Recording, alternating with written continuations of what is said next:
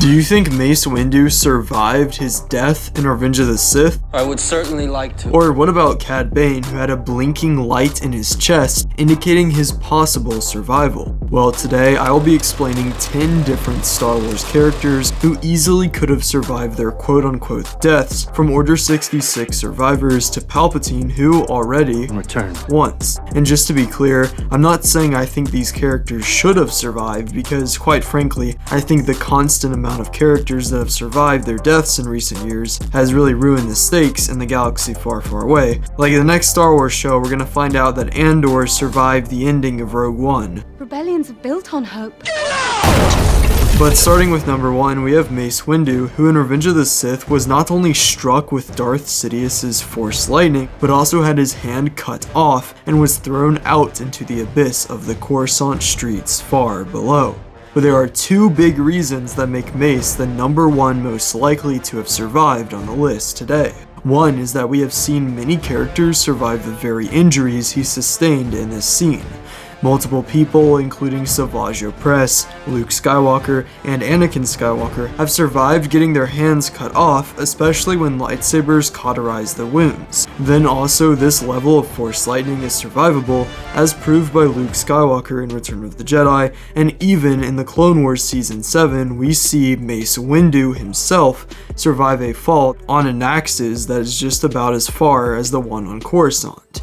Reason number 2 is that Samuel L. Jackson has said multiple times that he believes Mace Windu survived his death. I mean, there's a long history of one-armed, one-handed people in the Star Wars universe. So that is interesting. Just because they cut my arm off and I fell out a window doesn't mean I'm dead. This makes me believe that someone like Dave Filoni could easily hear this and consider such a move with the character. But next up at 2 is Cad Bane. In the Book of Boba Fett, Cad Bane was, according to propaganda, killed by Boba Fett. I mean, we all know that the fight was rigged because Boba Fett was the main character, right?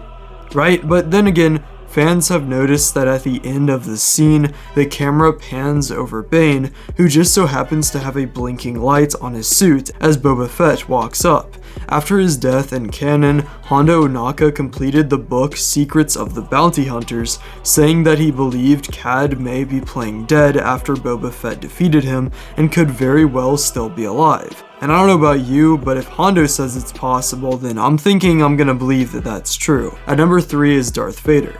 Okay, yes, so obviously it would kind of ruin Darth Vader's redemption if he was alive afterwards and imprisoned / executed by the rebellion, but looking at it just from a technical sense, Vader was infulged in Force lightning similar to Mace Windu, and while yes, his suit is specifically designed to make Force lightning very potent, at the same time, he was only being struck for a few seconds, so arguably, he's fine. And him getting his cybernetic hand cut off, plus his helmet being removed for exactly 59 seconds before dying, at least in movie time, he should be able to thug this one out. I mean, especially considering this is the legendary Youngling Slayer himself. But if he survived this death, he surely wouldn't have survived the barbecue that took place soon after. At number 4 is Sev. So in the 2005 game Republic Commando, Sev, a member of Delta Squad, was considered missing in action and presumably dead after the Battle of Kashyyyk, where he was left behind on a damaged Recusant-class ship falling to the planet's surface. After the rest of the squad received orders directly from Master Yoda himself, they were forced to comply and leave Sev behind. However, this is a clone commando we are talking about, and it's never explicitly stated that he died here, so therefore, it is very conceivable that Sev found a smaller droid ship or lingering clone gunship in the hangar bay to make it off the cruiser before it crashed. He may very well have ended up stranded in the thick Kashyyyk jungles, blocked from transmissions by the massive Roshar trees of the planet. At 5 is Kit Fisto.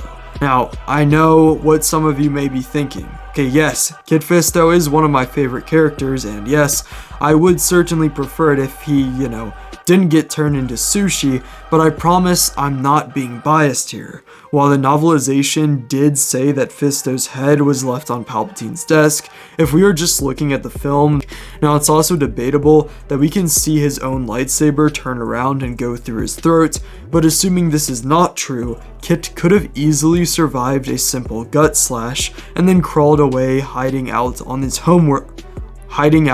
homeworld of Mon Cala for decades until the fall of the Empire. Because to be fair, Han Solo clearly survived being stabbed in the stomach by a lightsaber. I mean, we are all in agreement that when Han was on Kef Bir in The Rise of Skywalker, that was totally just him living on that moon for the last year, healing from his little jump on Starkiller Base, right?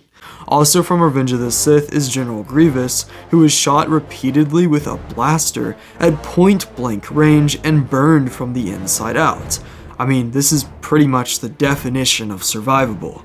But in all seriousness, I really don't feel like a couple blaster wounds should be enough to completely destroy his insides, and Grievous does have a very complex suit compared to someone like Darth Vader. Fun fact, in Legends, years after the Clone Wars, Grievous was resurrected, kind of, by Palpatine, which was known as NK Necrosis, who was weaker than the OG Grievous, and had red lightsabers instead of green and blue ones. And someone who was actually killed by General Grievous is Shaak Ti, who I only have on this list because she is literally invincible. Not only did she survive being stabbed through the back by General Grievous, but she also survived being stabbed through the back by Anakin during Operation Nightfall, and even got destroyed as a Lego figure as well. The last time we saw her was during a fight with Starkiller or Galen Merrick, where she fell into the largest known Sarlacc pit in the galaxy on Felucia, known as the Ancient Abyss. In my mind, she was definitely able to survive this accident as well, which means she is and always will be alive in the Star Wars universe. Same with Claude and Lucius Dauphine. Can't forget good old Lucius. Next at number 8 is Embo, who didn't explicitly die in the Clone Wars, but since we never see him again during the Imperial era, it is understandable to assume something happened to him, but turns out do I not only want to say he survived, but I can actually inform you of this because in the series Star Wars Aftermath, we find out in the third book, Empire's End, that he is still alive and working by the time of 9 ABY, which is 28 years after the Jedi Purge. But real quick, here's the Christian advice of this video. If you want to get back to the main video, then you can skip to this time right here. Now today we're actually looking at Matthew 24:13, which says, "But the one who endures until the end will be saved." This is the word of the Lord, thanks be to God. Now, I understand that is a very short verse compared to what I usually go over, but this is actually where Jesus is talking about what will happen when he comes again. And I found this very interesting because across my readings of the Old and New Testament and the Apocrypha as well, I've discovered that a very common Christian idea is that someone who endures through the life, really endurance in general, is a very big virtue and principle of the Christian life that has a lot of value in the sense that that is truly the one who will be able to make it to heaven and the kingdom of God. Remember, as always, Jesus is the way, the truth, and the life.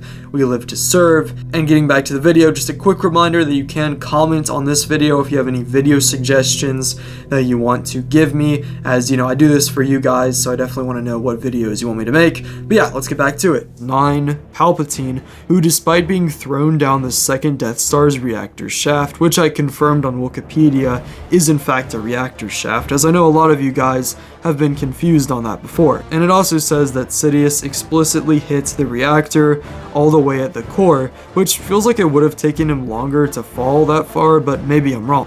However, he was vaporized here and vaporized on Exegol, and considering Sidious transmitted his consciousness to a clone body on Exegol after his first death, so what's to stop him from entering a new clone body on a different cloning planet we don't know of, like perhaps Kamino?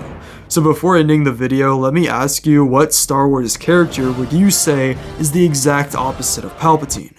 Well, if you guessed Grogu, then that is our final character for the day to look at, because despite there apparently being no Force-sensitive characters around by the Battle of Crate other than Luke and Rey, Now that Grogu has left Luke's temple and foregone his teachings, it would appear that he most likely is still alive by the time of the sequels.